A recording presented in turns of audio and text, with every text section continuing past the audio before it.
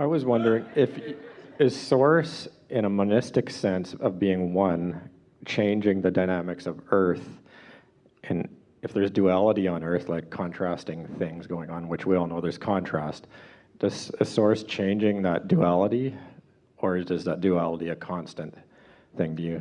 There are a lot of different ways of looking at duality. We want to introduce the word relativity because everything is about that. And the relativity that you want to focus on, if you're wanting the greatest advantage to yourself in being a deliberate and productive creator of your own life experience, is the relationship or the relativity between that broader part of you who is perceiving planet Earth and this you and this physical body and this personality who is perceiving planet Earth.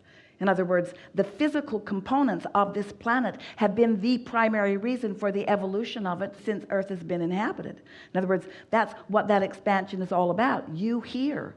There were generations and generations of those who perceived you long before human was even here, who were the leading edge perceivers of the reality of planet Earth, who were in essence getting it ready for that which is you, as you are getting it ready for those who will follow. So in order to answer your question in a way that you can really hear it, we are so all in this together that we will not say to you the Source is doing that, because Source does nothing without you.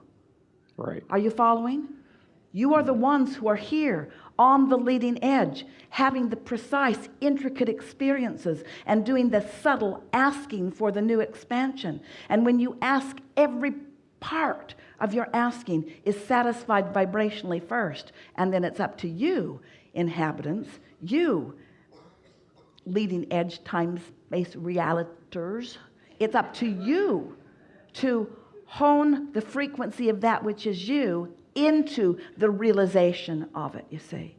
You have a misunderstanding of what this planet is. You think it is this knock-on-wood reality that is perceived by everyone and everything in the universe, and that is not true. You are on the frequency that allows you to perceive it.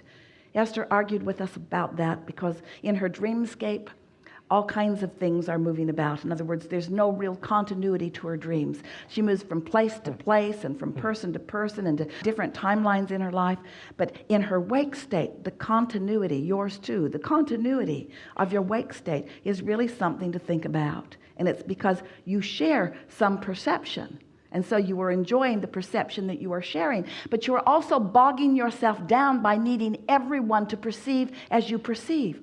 If we could make one point with you that you could really hear in the hours that we are together in this week that we are floating around here, if we could get you to feel this one thing, everything about your life would be transformed. And that is, if you could, for a little while, because once you do it and catch on to it, you'll do it forevermore. For a little while, if you could just not try so hard at all, if you could not care even a little, not at all, if you would give up trying to get others to get your perspective, if you would not need anybody else to get you, because first of all, they can't.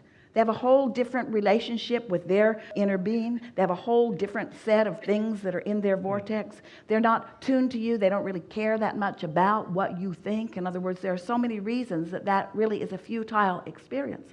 But if you could just not care about modifying the perspective of anyone else, and you could just hone your own perspective by feeling the relativity of the perspective of the Source within you, so that then you have donned all of that foresight and insight, then the tapestry of your personal life experience would become so much more.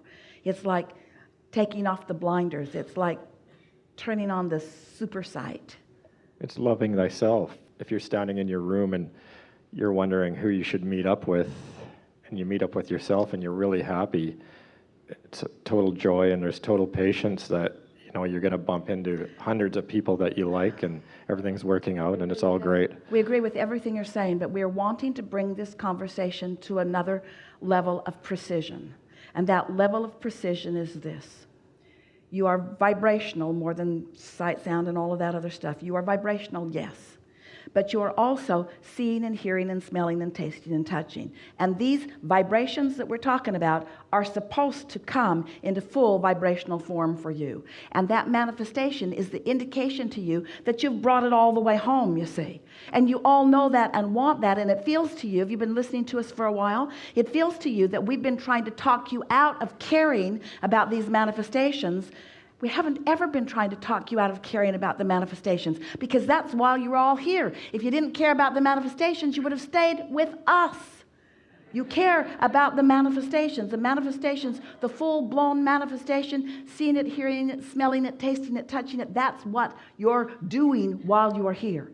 But the unconditional part that we really want to get across to you in a way that you can begin to implement it into your day-to-day intentions is that all of these things that you want to manifest, if you could accept that there is an emotional version of them that you have access to today, it might take you a year or 2 or 10 to amass the physical experience that gives you the wherewithal to experience some of these tangible things that you want. And during that time interval, if you are feeling the emotion of it and taking pleasure from the emotion of it, you shorten the time interval to almost nothing. But if the manifestation or the condition is what you must see before you get the emotion, now it's just eventually, but it's longer and longer. Are you following us? If the emotion, which is the way most people are playing the game, if you must have the condition in order to experience the emotion, you are not a deliberate creator. You are a regurgitator, you are an observer, you're just flowing your vibration all over the place. Not much is happening. Not with any speed, not with any excellence, not with any real measurable success, not with any true satisfaction. But when these things that you desire are understood by you on an emotional level, and you tune the emotion of them, then the details begin to come into your experience. The details that are so delicious. Are you following what we're getting at? Isn't it fun to bump into someone who gives you information about something that you were just talking about? Don't you just love turning on the television and seeing a documentary about the very thing that you were just wondering about? Don't you love walking through a parking lot and having someone come up behind you driving the car that you've been wondering about? Don't you just love it when the things that you care about come right to you, because that's what law of attraction does. It brings it right to you. So don't you want to tune your frequency so that the impulses that occur to you cause you to rendezvous with what you want? So when you understand that the source within you knows everything that you want to the detail that you can't even describe, everything that you want, and further knows where everything you want is in relationship to where you now stand, and is constantly calling you on what we're calling the path of least resistance to the receiving of it. But we want you to understand, it's not just getting to the manifestation of it, it's the fun along the way. Because life experience isn't only about things, those are nice, but it's about the experiences with the things and with the others. And there is a highlighted trail for you that when you put your entire attention and interest upon finding the vibration of something, the emotion of something, then what happens is it feels to you as if you have a concierge that's just moving ahead of you that's saying, come this way, come this way. Someone who knows all of your wishes and desires and all your hopes and dreams and knows exactly how to take you on the path that will give you not just the speediest trip to where you want to be, but it will be. Not just the fastest trip, not just the getting there at the shortest amount of time, but getting there with the most pleasurable stopping points along the way too, you see. So nice to be heard. Isn't that what you all want? So nice to be understood. Isn't that what you all want? You are so heard and so understood, but you've got to listen to those who have heard you and understand you. You've got to tune yourself to the frequency of those who know, who are calling you toward what you are wanting, you see. And so that's why we are blatantly and deliberately calling the emotion a manifestation. Because what is more of a manifestation than something welling up within your physical body? Don't you love it when you feel lighthearted? Don't you just enjoy it so much when your heart sings? Don't you love that feeling when you want to do your happy dance or you want to just jump for joy? Don't you love laughing and having a really good time? Don't you love those feelings of appreciation and love that just waft through you? Don't you just love it when you just want to wrap your arms around somebody, just eat them up because they are so delicious and you just want to take more of them in? Don't you love that emotional translation? And so when you begin deliberately focusing upon it and you understand, and you do right now, you understand that it is a part of the journey, a part of the evolution of the vibration into the full-blown manifestation, but it's not just a part, it is the most important part.